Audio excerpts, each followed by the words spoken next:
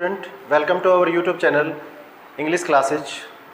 आज का जो हमारा टॉपिक होने वाला है वो हमारे प्लस टू के इंग्लिश की फर्स्ट पोएम है। टाइटल है my mother 66, written by Kamala Das. Poem पढ़ने से पहले हम सबसे पहले एक बार कमला दास के बारे में जान लेते हैं।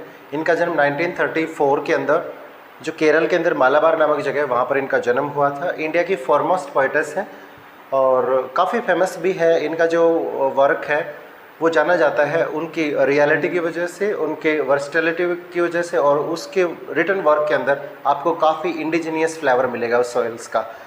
इंग्लिश के अंदर भी और मलयालम के अंदर भी बहुत सारी शॉर्ट स्टोरीज और नॉवेल्स भी इसने लिखी हैं। और इनके जो फेमस वर्क्स हैं उनके अंदर अल्फ़ाबेट ऑफ लस्ट और पद्मावत द हार्लोट्स के नाम से जो नॉवेल्स थी, शॉर्ट स्टोरी थी, वो काफ़ी फेमस हुई थी और काफ़ी सेंसिटिव राइटर हैं। जब भी लिखती हैं तो ये जो कॉम्प्लेक्स सबटलिटीज़ हैं ह्यूमन रिलेशनशिप्स की, उनके बारे में लिखते हैं। उनको इडिमिक और लिरिक्स के अंदर लिखने का काम करती हैं। माई मदर 66 उसी का एक एग्जाम्पल है। यहाँ पर जो कमला दास है वो एक्सप्लेन करती है कि किस प्रकार से जो हम सब के कहीं ना कहीं मन में एक डर रहता है कि हम अपने जो नियरेस्ट और जो डियरेस्ट पर्सन है हम उनसे अपार्ट हो जाएंगे। यहाँ पर जो कमला दास है वो अपनी माँ से बिछड़ने के अपने उस चाइल्डिश फियर को, अपने मन के उस पेन को हमारे साथ में एक्सप्रेस करना चाहती है। देखिए, भगवान ने इस दुनिया में सबसे बड़ा गिफ्ट दिया है इंसान को, वो है माँ। सबको कहीं ना कहीं एक ऐसी एज होती है जहाँ डर लगता है कि वो अपनी माँ से बिछड़ जाएगा। यही डर, यही जो फियर है वो एक्सप्रेस करना चाहती है कमला दास इस पोएम के अंदर। क्योंकि उसकी जो माँ है वो काफ़ी एज्ड हो चुकी है और जब वो एयरपोर्ट की तरफ जा रहे होते हैं तो जब कमला दास ने अपनी माँ को देखा तो उनकी हालत को देखकर, उनके चेहरे को देखकर उसे ऐसा लगा कि जब मैं दोबारा वापस लौट कर आऊँगी तो शायद मैं अपनी माँ से नहीं मिल पाऊँगी। और यही चाइल्डिश फियर जो है दोबारा से उसके मन में रिवाइव हो जाता है अपनी एज्ड मदर से सेपरेट होने का, अपार्ट होने का। Let's read the poem and watch out what is happened. Driving from my parents home to coaching last Friday morning. Kamala Das यहाँ पर एक्सप्रेस कर रही है कि मैं ड्राइव करते हुए, कहाँ से ड्राइव कर रही है? अपने parents home. Parents home mean Kerala जो मालाबार में जहाँ वो रहते थे उनका जो पेरेंट्स होम था, पुश्तैनी जो घर था, वहाँ से ड्राइव करते हुए। और कहाँ जाती है वो? कोची एयरपोर्ट की तरफ चल रही है। और बात बता रही लास्ट फ्राइडे मॉर्निंग, पिछले शुक्रवार की सुबह की बात है जब वो ड्राइव करते हुए अपने पेरेंट्स होम से, पुश्तैनी घर से कोची एयरपोर्ट की तरफ जा रही है। आई सा my mother. Kamala Das express करती है कि मैंने मेरी माँ को देखा। बिसाइड मी, जो मेरे बिल्कुल बाजू में बैठी थी। देखिए, बिसाइड और बिसाइड्स थोड़ा सा डिफरेंस है। अगर मैं अस कर दूंगा तो यहाँ पर बिसाइड्स हो जाएगा, इसका मतलब हो जाएगा के अलावा। But here beside me, beside का मतलब तो जस्ट बाजू में। मेरी माँ जो थी, मैंने मेरी माँ को देखा जो बिल्कुल मेरे बाजू में, आगे वाली सीट के पास वाली सीट के ऊपर बैठी हुई थी। Doze, this is a condition ऑफ डोआरसी। जब आप सोने वाली स्थिति में होते हो तो उससे पहले ऊँगना, जिसको हम बोलते हैं, वो डोज होता है। ऊँग रही थी, ओपन माउथड, मुंह उसका खुला हुआ था। क्योंकि एज जैसे पर्सन हो जाते हैं तो वो अपने चेहरे को अच्छे से मेंटेन नहीं रख पाते, इसलिए जो मुंह था उसका खुला हुआ था। Her face ashen like that of a corpse. और उसका जो चेहरा था ना, उसका रंग कैसा हो चुका था? एक मुर्दा इंसानी लाश के राख जैसा रंग हो चुका था। जैसे कि कोई इंसान डेड हो जाता है तो उसके चेहरे के ऊपर जो लालिमा है वो ख़त्म हो जाती है, ठीक उसी प्रकार से उसकी माँ का चेहरा यहाँ पर क्या हो चुका था? एशन टाइप में हो चुका था। आप ऐश भी बोल सकते हो, राख जैसा हो चुका था। बिकॉज जो ग्लो होता है चेहरे का वो एज्ड के साथ में चला जाता है। एंड रियलाइज विद पेन, और मुझे वो दर्द महसूस हुआ, रियलाइज मैंने किया, अनुभव किया उसी पेन को, that she was as old as she looked, कि वो उतनी ही बूढ़ी हो चुकी है जितनी वो दिखाई देती है। But soon put that thought away, पर मैंने जल्दी से इस विचार को कि वो मुझे छोड़कर चली जाएगी, मैंने इस विचार को जल्दी से अपने मन से दूर निकाल दिया। चलिए नेक्स्ट स्टेंजा को स्टडी करते हैं। And looked out at young trees sprinting, the married children spilling out of their homes. और कहते हैं कि मेरे मन में जो विचार चल रहा था कि मेरी माँ मुझे छोड़कर चली जाएगी, इस दुनिया को छोड़कर चली जाएगी, तो मैंने अपने उस विचार को मन से बाहर निकाल दिया और मैंने क्या करना शुरू कर दिया? लुकड आउट, बाहर की तरफ देखना शुरू कर दिया। किन की तरफ? एट यंग ट्री स्प्रिंटिंग, जो युवा पेड़ थे उनको मैंने दौड़ लगाते हुए देखा। जैसे मेरी गाड़ी आगे की तरफ भाग रही थी तो मुझे ऐसा लग रहा था कि वो पेड़ पीछे की तरफ कोई दौड़ लगा रहे, रेस लगा रहे।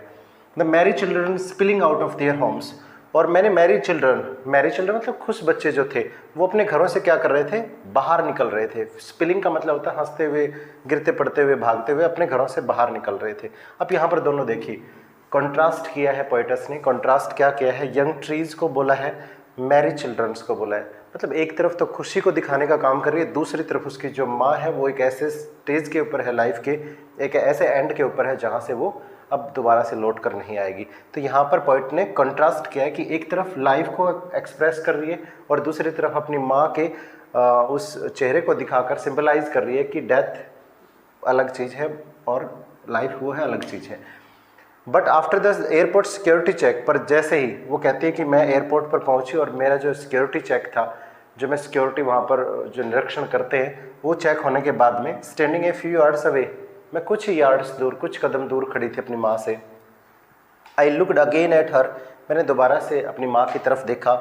वान pale as a late winter moon, चेहरा सेम वैसे का वैसा था। वान का मतलब सिकली, बीमार था।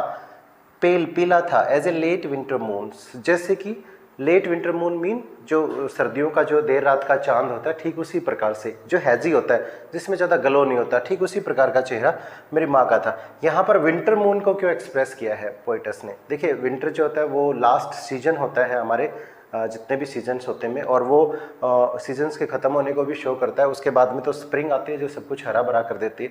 तो यहाँ पर जो उसकी माँ थी वो विंटर सीजन की तरह थी, मतलब अब सब कुछ ख़त्म होने वाला था। तो उसका जो चेहरा था वो किस प्रकार से था? बीमार था और उस देर सर्दियों के चांद जैसा हैजी था, मतलब ग्लो नहीं था उसके अंदर। And felt that old familiar ache, और मैंने वही जाना पहचाना। फैमिलियर का मतलब जान पहचान, एच का मतलब पीड़ा, दर्द, पेन। मुझे वही दर्द, जाना पहचाना दर्द महसूस हुआ जो कब होता था मुझे, माई चाइल्डहुड फियर, जो मुझे बचपन में लगता था कि कहीं मेरी माँ मुझे छोड़कर ना चली जाए। वही अभी जो भय था वो मुझे दोबारा से महसूस होता है। But all I said was see you soon Amma, पर मैं अब कर भी क्या सकती थी? मैं जितना भी अपने मन को कंसोल करके जो भी कुछ कह पाई, बस इतना ही कह पाई कि माँ जल्दी ही मिलते हैं।